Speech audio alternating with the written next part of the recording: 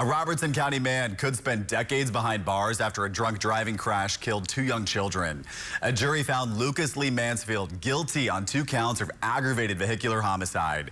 Investigators say 7-year-old Maya and 4-year-old Jackson were killed in January of last year when Mansfield crashed along Highway 161 just outside of Springfield.